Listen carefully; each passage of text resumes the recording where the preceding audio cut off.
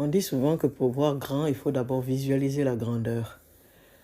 Mais aussi, il faut reconnaître qu'on est petit et qu'on peut atteindre la grandeur.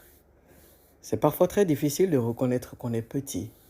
Mais il faut se rappeler aussi que même nous-mêmes, nous sommes nés minuscules et progressivement, nous sommes devenus la femme ou l'homme que nous sommes aujourd'hui. C'est un processus qui nous amène vers justement la grandeur dans toute sa dimension et dans tous les compartiments d'une vie. Dans ce processus, il y a ce qu'on appelle croire en soi. C'est vrai que pour démarrer quoi que ce soit, il faut d'abord être convaincu que nous sommes nous-mêmes une solution ou un catalyseur de solution. Et cela s'apprend, ça se cultive et ça se modèle. Il faut également se rendre compte qu'il faut investir en soi-même. Investir en soi-même, c'est que par exemple, faire des choix de choses ou en tout cas de centres d'intérêt qui nourrissent notre esprit, comme la lecture, comme le choix de type de film ou le type de série à regarder, le type de personnes à fréquenter. Ce sont des choses comme se retrouver dans un séminaire, aller à la rencontre de personnes extraordinaires lorsqu'elles ont des conférences à offrir, ou même pourquoi pas les rencontrer à travers YouTube, aller les suivre. Ça inspire, ça nourrit l'esprit, on apprend beaucoup de choses. Et j'aime bien le hashtag par exemple sur TikTok où on dit Learn from me. C'est beaucoup de choses que l'on apprend à travers ça. C'est une façon d'investir en soi-même. Bien sûr, cela doit être suivi pour la possibilité aussi d'apprendre des erreurs de nos mentors. Il faut se rendre compte qu'on peut éviter beaucoup de choses en apprenant des erreurs des autres.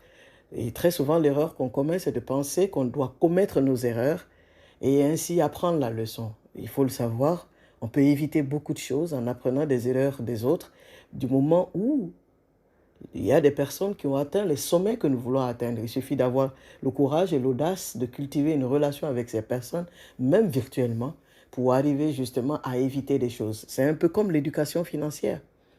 Ça ne s'apprend pas à l'école de manière formelle, mais l'on peut, à travers beaucoup de possibilités que l'on appelle avoir un mentor, avoir une personne de référence ou des comptes sur les réseaux sociaux, où l'on peut apprendre aisément à ce qu'on appelle à s'éduquer financièrement.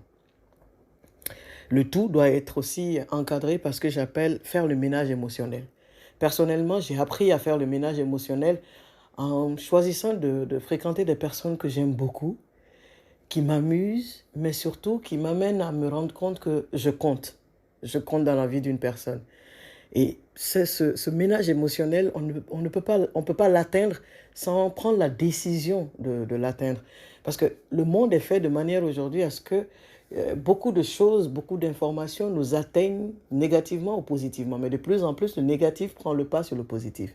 Mais encore une fois, on fait le choix de s'exposer au bien comme au mal. On peut minimiser en tout cas l'accès au mal en ce qui nous concerne ou continuer tout simplement à subir. C'est un peu ça le ménage émotionnel pour moi.